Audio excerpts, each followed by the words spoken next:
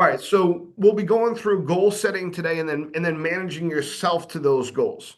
So one of the things that benefited me greatly when I was in canvassing, I real early on, like as a canvasser, 16 years ago, we're going through an economic recession, 2008, 2009, and everybody was freaking out. Costs were high. I was entering the real world.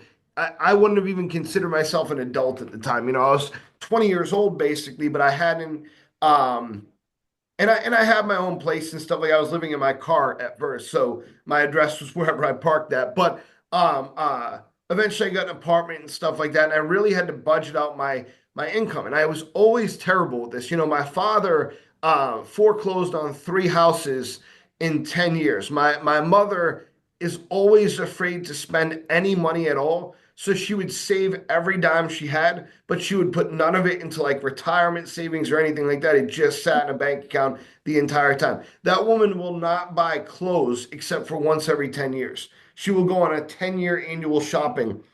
Uh, I wouldn't even call it a spree because she only replaces what absolutely needs replaced. So I always grew up in this position where we lived beyond our means when my father was around, and then after that we lived in this extremely tight environment because my mother saved every dime that she had, and would take any freebies that she had. If there was a free meal to be given out, then that's what we were eating.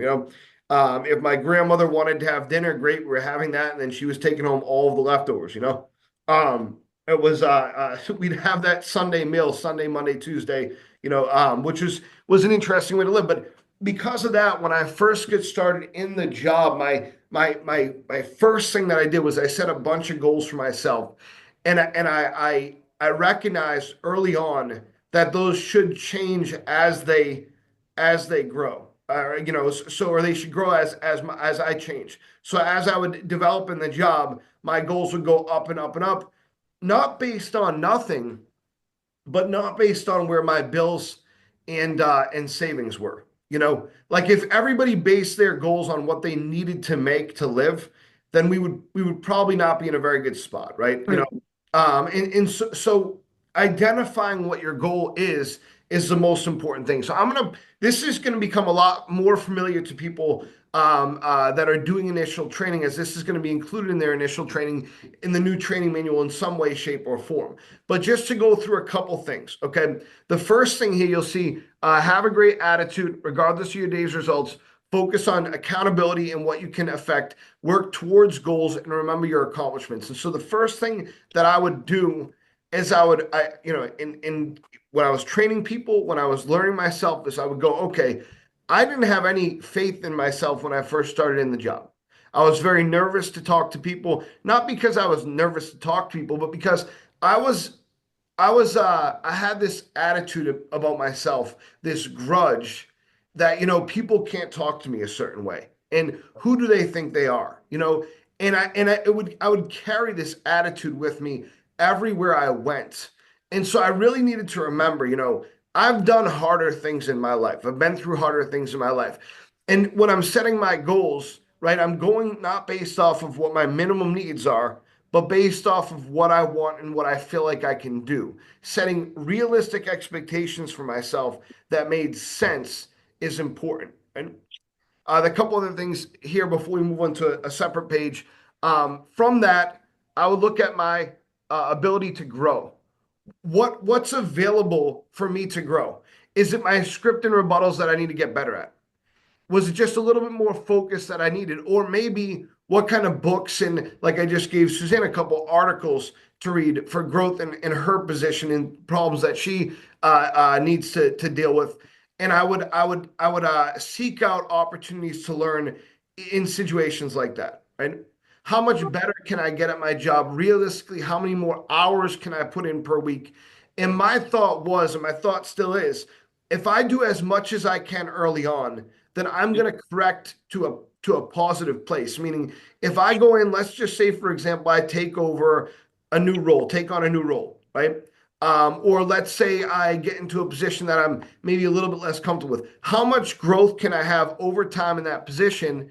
And the way my thought goes is if I put in a lot of time right in the beginning, then I'm going to save myself a lot of time moving forward, right? So let's talk about that first. So the idea when we're at events or retail or canvassing, we have needs of the company, okay? Needs of the company. That's the first thing that we should think about, needs of the company, okay? And you might go, well, why is this in this order? It will make sense in a second. Needs of ourselves, okay? And then we have desires of ourselves and what can be done. Okay. So I say this because this is the order in what you should think, not because this is the order of importance, by the way. I want to make that very, very clear. This does not go by importance is either needs or desires of yourself, right? But this is the way that you should think because the first one, the first number that you come up with, the needs of the company, should be the lowest number on this list. That should be the lowest number on this list. When I'm looking at amount of demos per week that I desire, that I want to achieve, the needs of the company should be the smallest number on the list, right? I want my needs to be beyond that, okay? Beyond what the company is asking for, okay? I want my desires to definitely be on that. And I know what can be done is well beyond that, right? So let's go through that quick. Let me just turn my fan on over here.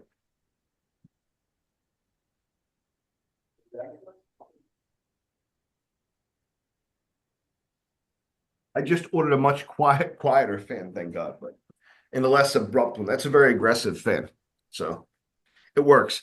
So the first thing is what is the company asking for? Okay, in events, retail, and canvassing, I say this is all This is all kind of a different number. Okay, so in let's just do this.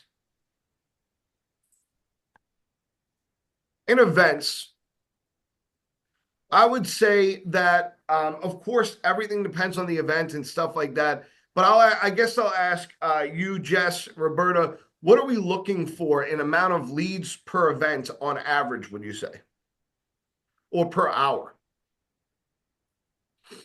I would say events should be, again, it all depends on the size. But on a, lead in hours, typically like on an average, what we're looking for. Right. One lead per hour then.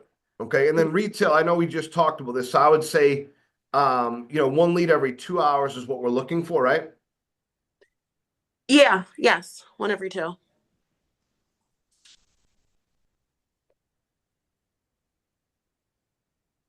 And then with canvassing, we're ultimately looking for the same thing as in retail, one lead every 2 hours.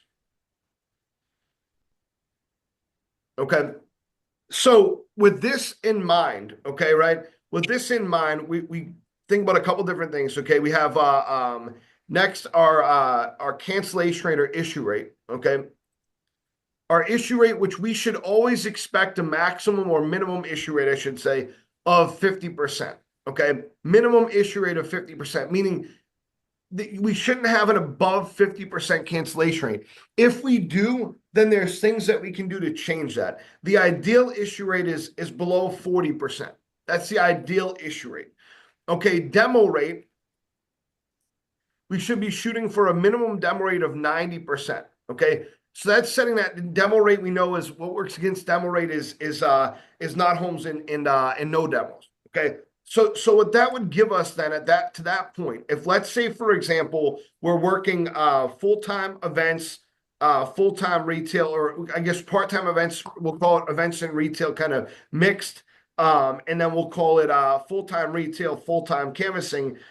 If I'm working events in retail mix, then I should expect at any given event, let's say that I work events, 2 days out of the week, and let's say they're 5 hours a piece. So I'm at 10 hours total. You figure let's say that I'm getting out of that, let's say 8 leads. Let's say there's some time in there where I'm setting up, breaking down, whatever. Okay. And then I'm working the rest at 30 hours retail. But again, it's not just straight retail hours. I'm setting up, breaking down stuff and whatnot. Let's say per shift, I'm looking for, let's say 3 leads per shift in retail. And let's say I'm looking at 6 leads per shift in events, right? Something like that, or less hours in events, let's say. So let's keep it at the 8 total. That's 4 per day, and then 3 per day in retail is 3 days.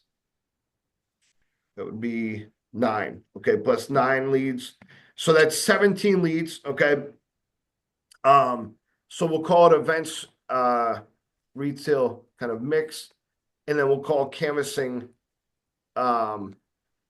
retail is somewhat the same when it comes to numbers, what the expectation is. So 17 leads, okay, divided by 50% would be or I'm sorry, 17 8.5. 8.5 times a 90% demo rate. We got 7.65, so we'll call it 8. If we're at 8 demos, okay, that's an ideal week. Okay, canvassing and retail, I would say you're ending at about 15 leads is what the ideal is, right? So it's 7.5 times a 90% demo rate. It's 6.75, so 7 demos, right? That makes sense? We say as a company, whether it's events, retail, or canvassing, 5 demos a week is what we'd like to see everyone at minimum. That's like for us hitting 100% of our goal. We're not at 130, but we're at 100%, right? So if an employee is watching this later on YouTube, then that's the point that we want them taking from it is sure, let's just count it per shift. If they're working events full time, then the expectation probably should be, so they're at that 5 to 7 demos, probably should be like 10 to 12 minimum leads per week, right? Per week. If they're at retail, then I'd say 8 to 10 is probably the minimum what they should expect. And if they're canvassing, I'd say I would expect the canvasser to get minimum between 10 and 12. Now, what I'd like to see us move to is the place where if they're at events all week, then they're between, which is not going to happen. They're typically going to be in a mixture of both, but a minimum of 13 to 15 is where I'd like to see us move to, and I think we can. If they're at retail or canvassing, I'd like to see that both move to 10 to 12. I think canvassing is pretty well established in what we expect from canvassing, but I think events and retail we haven't achieved yet. And I'll go over why, but this is just a goal setting training. That's it, right? So this is all about setting goals. So let's dive in here first, and then if we have more questions, great. We'll go through more questions. So the needs of the company then would be what's down here right now. Okay, what's down here right now, at the end of the day, we don't really care how you get there.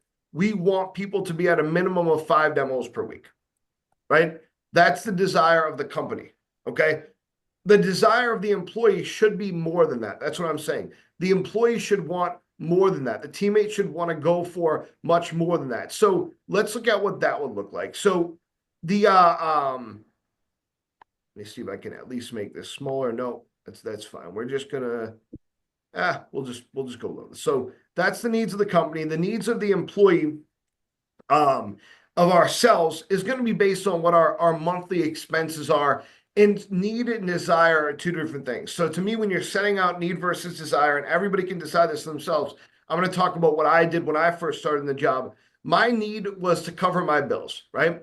That was my need. And so what I would do is I would make out a list, and I'm not going to do this right now, but I would make out a list of everything that I needed to pay. And this was extremely important to someone like me because this is something that my school, a lot of schools now, some, not enough of them, but some of them will go through stuff like this with students. My school never did. My school didn't even have walls in it.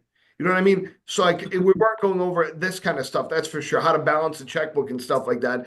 But I would write down my expenses. So my rent or my mortgage would be, let's say, well, let me set these all at a lower.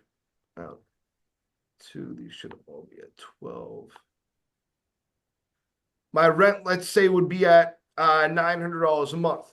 My car payment, insurance, stuff like that, anything car related, gas would be at, let's say, another, let's say $500 a month, and so on and so forth. Utilities and things like that, would be at, let's say $300 a month.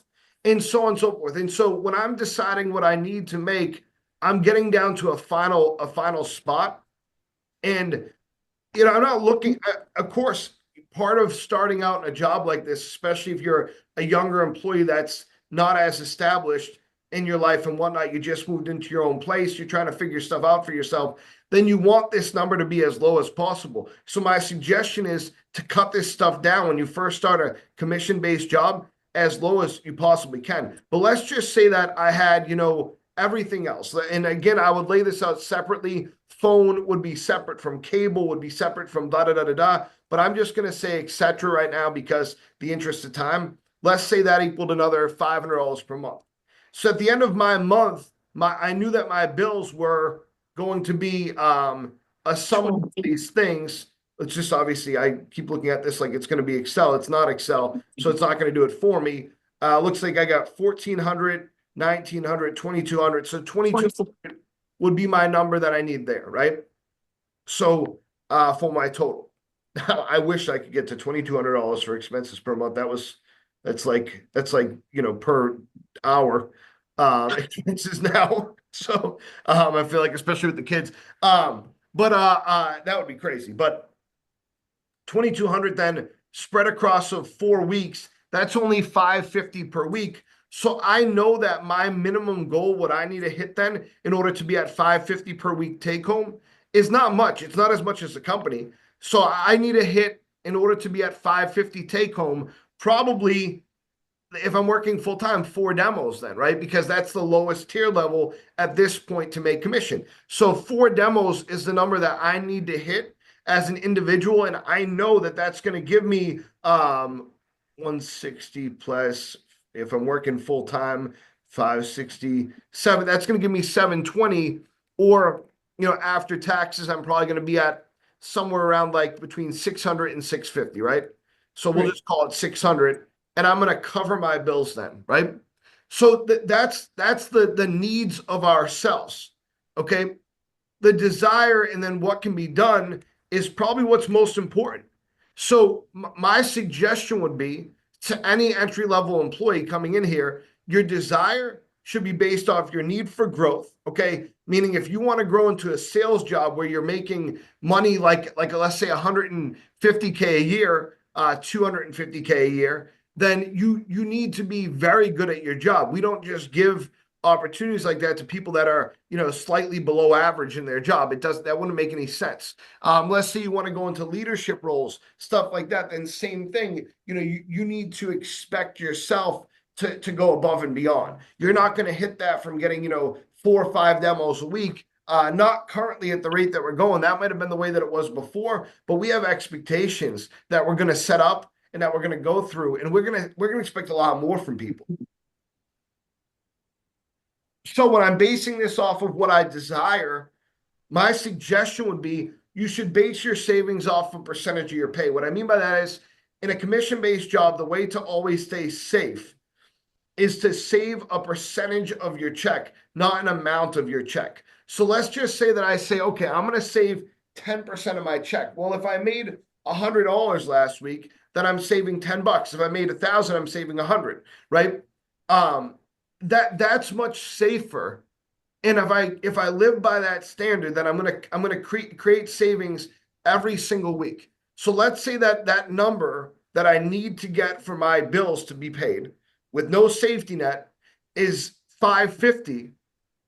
I should have probably a 10 or 20% cushion there as a safety net. So 550 times 20% would be another $110. So automatically, let's call it the 20% safety net.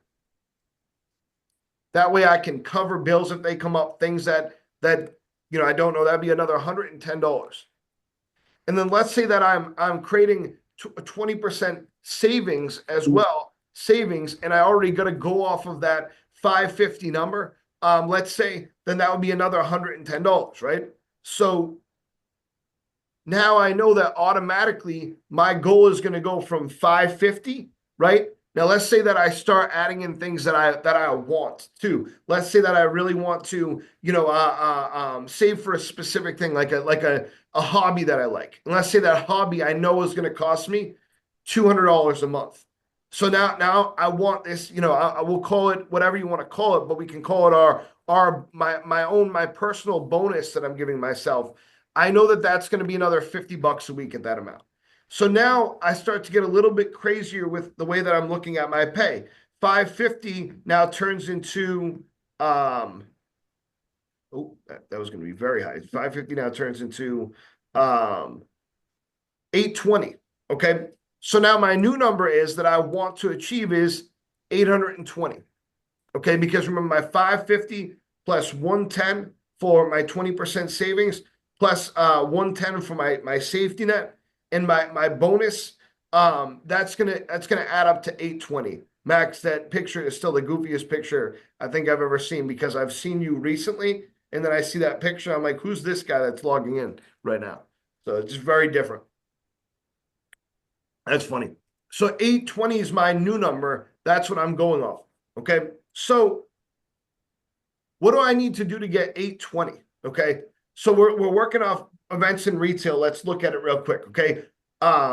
If I got to predict taxes, okay, and I know that my take home pays around 560 if I work 40 hours a week.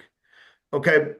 Then, and I have to get, let me see. So 566 is, that's 810. Yeah. So I'm probably going to want to hit 7 demos per week. What does 7 demos per week get me in bonus? 350? 55 each. 55 each. So 7 times 55 is 385. Okay. So that 385 plus that 560 puts me at 945. So yeah, so I need to be at about 7 demos per week at that point. So my goal now goes from that 4 demos, okay, to I settle on a 7 demo a week goal. Now at that point, I'm satisfying the company's needs, definitely, right? I'm at least 2 demos per week over their goal for me. So that's going to create growth for myself, okay? I'm satisfying my needs when it comes to my bills. You know what I mean? And then I'm also satisfying my savings, my safety net, everything. I'm making what I need to make to operate the way that I want to operate in my life right now at this point. Does that make sense? Yep. So the question is that when I work that back, what do I need to do? How many leads do I need to get in order to hit 7 demos per week? The short answer would be, well, at least 14, right? 14 leads, okay? 14 leads would be at a 50% issue rate, then 7, right? Now I got to factor in demo rate there too, at a 50% issue rate. All right, well, give me 7 demos per week, okay? Probably add in, let's say 1 to 2 leads per week to counteract any bad demo rate. And then I'm there. So 15 leads a week is probably what I'm going for. Now, how do I divide this per shift? What do I need to do to look at that? Well, the biggest thing, the best thing that you can do is, as it says in that sheet that I was showing you guys first, preparation. You have to have a plan of attack. Every week, even myself now, I have a plan of attack. Last night I sat down and I said, well, what's my big driving goal for this week more than anything else?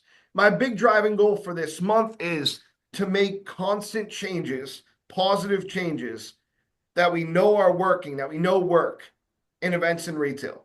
That's the biggest focus for the month of April is, all right, we've done investigating now. I think that we all know each other now. We're all on board with understanding in order to achieve great growth, we're going to need to make great changes and big strides. So that's my goal for this month. So I look at it like, okay, what can we implement today? What can we check out today? What can we meet about today and work on? What expectations do we have to hold in order to be able to achieve a higher rate of growth, right? And that's, so now that's my attack plan. My attack plan is, okay, what can we implement? What can we change? So right now it might be scripting, for example. It might be a change in management. Maybe now Max is, he's taking over retail. There's these different things that we can do. And then everybody else has their kind of things that they can do. And if we all do these things together, they all align, then we're going to see significant change. So if I'm an events agent or a canvasser and I'm looking at my schedule and I'm going, okay, well, I know that this week I'm working 5 days. Okay. I want to get really, really good at my job. First thing I'm gonna do is I'm gonna open myself up for a 6 day. Is there anything that I can do to get more production, right? Well, if it's a highly producing employee, and we got, as long as we know ahead of time, I got no problem giving that person a 6 day of work and putting them into overtime, as long as they're producing at a high rate. Okay. So let's just say that I end up finding out these are the days that I'm working this week, right? And I know what I'm working. I'm working in this case, let's say I'm working some kind of home show. I'm working, retail, retail, and then I'm working some kind of smaller, mid-size event, but I'm working an event. Okay. And I know going into the week, from the prior week, I already have a lead running on Sunday. I got 2 leads running on Monday, 1 lead running on Friday. So I already know what I have in the system because I'm paying attention to my numbers. I know that some of these are bound not to go through, but I really need to write this week in order to make my goal of getting that 7 demos per week. Then it's very simple. I set that home show goal, let's say, or let's say it's a home and garden show, whatever.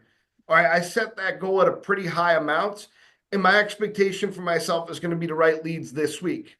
So I start adding to my week that day. I go out on that Sunday and I add in 1 for Monday, 2 for Tuesday, let's say. We'll just put those on Wednesday here because that's the day that I'm working. And then 2 for Saturday. Pretty good day. And then I go to that show on Monday and I add in, or that retail event, I add in 1 for Wednesday and 1 for Friday. Okay. Then I go to that show on Wednesday and I add in 1 for Thursday and 1 for Saturday. Now I'm at that show on Friday and I add in 2 for Saturday. Okay, that Saturday show I'm writing for the next week, obviously. What do I have by the end of the week? I'm at, let's see, 1, 2, 3, 4, 5, 6, 7, 8, 9, 10, 11, 12, 13, 14, 15. That's 15 issued leads at a demo rate of 90%. Well, then I'm going to be at 13.5 demos that week if I did hit those. Well, I guess some of those I'm writing, so my bad. I'm not going to be at 13.5. I'm going to be at, what did I already have in there? See, I already had these in there. So 1, 2, 3, 4, 5, 6, 7, 8, 9, 10, 11. So 11.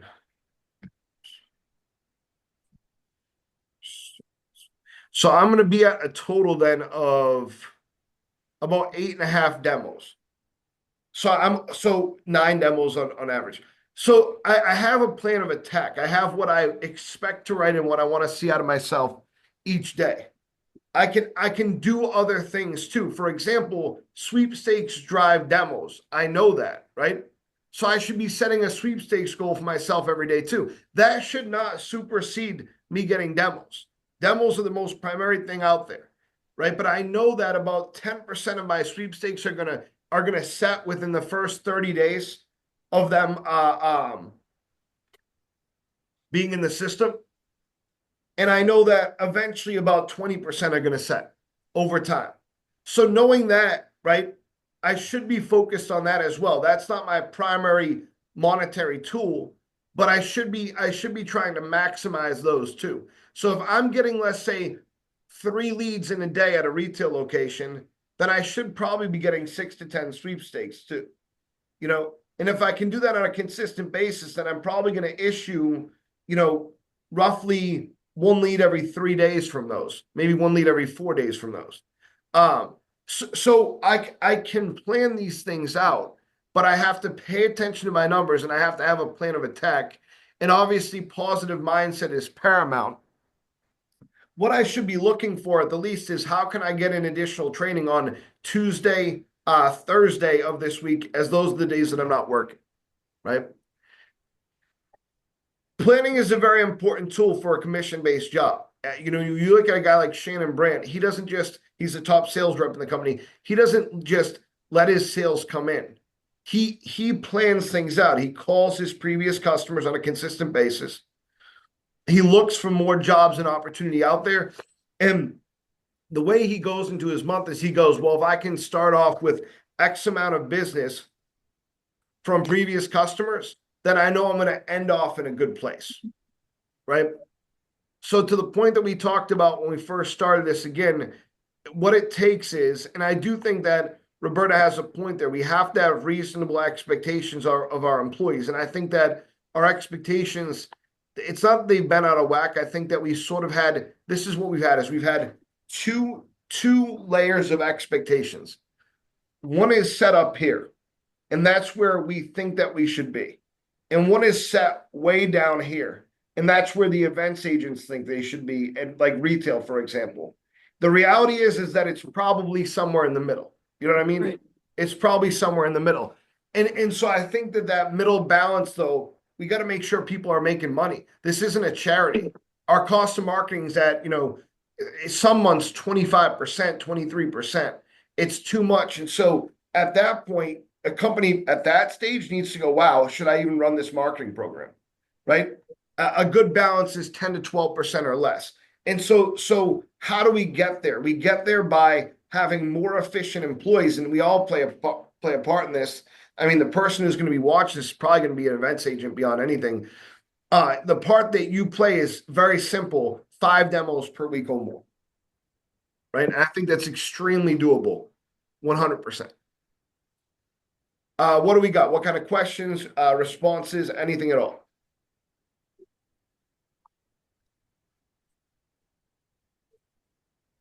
Paul, one of the things that I try to teach the new people is, if you're working on a Monday or Tuesday, you work your butt off every day, but don't take Monday and Tuesday to ease your way into the week because you're playing catch up all week. You cannot wait until Thursday to get serious about setting appointments, because you're not going to have, things are going to fall off. It doesn't matter if you have a good day on Thursday and Friday. If they don't run on Saturday, you don't get paid the next Friday. So you bust your butt, especially in the beginning of the week. And the people who do that and are consistently trying in the beginning of the week, because people are going to, have to cancel or change the day and time of their appointment. Things are going to fall off. If you pad the beginning of the week right up front with effort, then you're setting yourself up to have an excellent week, because they're already getting in the groove of being excellent and not letting it go. Then they get excited and they want to work harder. So the rest of the week is going to take care of itself if they keep their focus. But additionally, any appointments that they're setting on Friday or Saturday, they know that they're setting themselves up for the next week. So I think that what I see a lot that I need to work on with them more is getting into that mindset that the first day that you're working of the new week, that's the day you don't dog it, you work like a dog. And do that on Tuesday and set yourself up for the week. I don't do it as consistently as I should with the team members, in following them and saying, okay, so what happened today? I know it's a Monday, but there's still people in the store. Like Jess says all the time, if there was nobody in Walmart, Walmart would go out of business. There are always people there. Yeah. But getting them in the mindset from the first day of the week, not easing into the week. You work hard the first couple of days of the week specifically so that you can fill up that calendar. Yeah. Absolutely. Absolutely agree. And I'm glad that you brought that up, because I used to say this a lot in canvassing, because you'd have the same thing, and it's the same thing in events too, but on a daily basis. They would go in to an event in this case, or with canvassing up to the doors, and they would say for the first 10 doors, oh, I almost had a lead, but I was just getting ready. Like I was preparing myself, like I was warming up. So I missed it because I missed a rebuttal, or I missed this or that. And yeah, the idea of preparation, you should be there's no warming up in a job like this. There's no warming up. You can't just go, hey, if the best rep came to me and said, hey, I need Monday and Tuesday to warm up. Well, then they wouldn't be the best rep, right? They wouldn't be the best rep. 100% agree with you. it even just as a matter of function, our job is not to pay people for batting practice, right? Our job is not to pay people to wind up to get ready to swing. It's to swing and hit home runs. That's what we want to do. You know what I mean?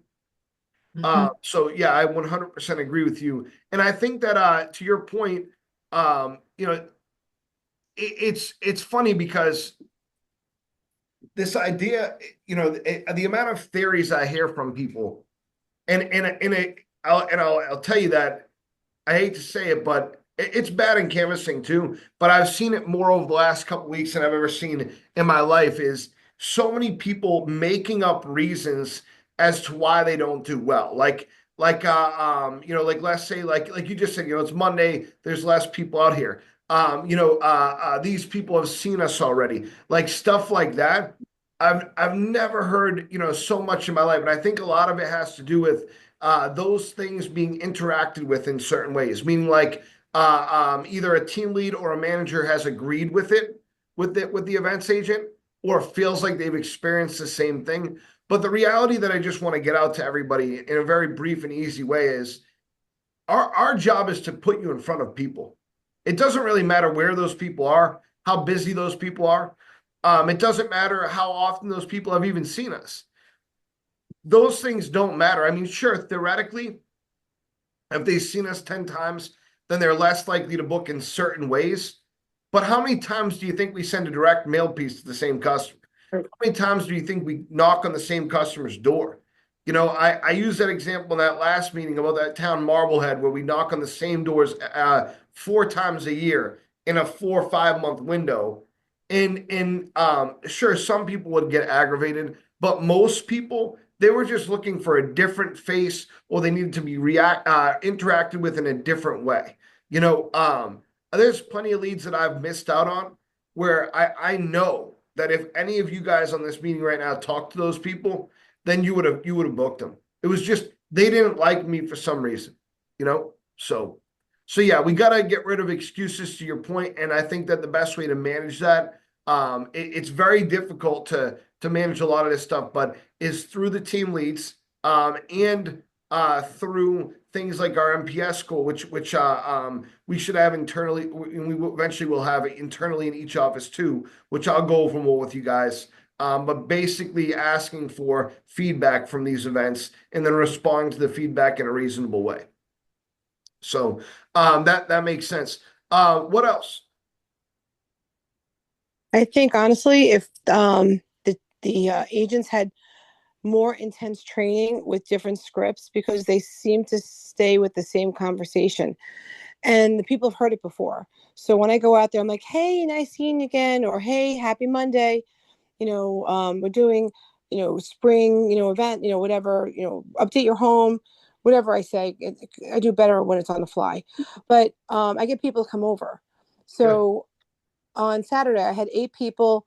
Some of them were renters, some of them out of territory, but we still had 3 sweeps, 1 appointment. That was a lot of people that came over in Pottsville, right? Other people who go there, they don't have anything. They walk out with nothing. And I'm like, change up your scripts. I sent some stuff over today to a couple people.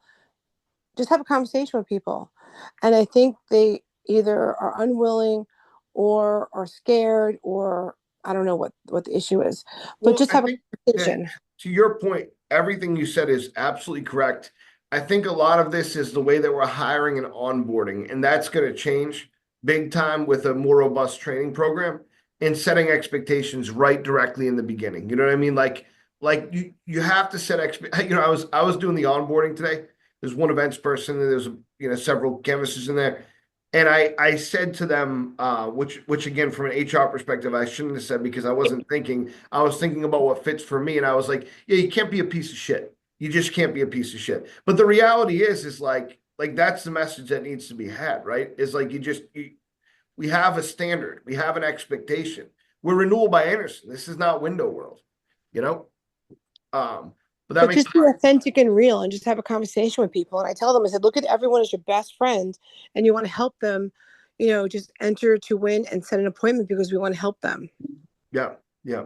Yeah, excellent, excellent. And we're gonna have a lot of training opportunities, I think, coming up here very, very soon, too.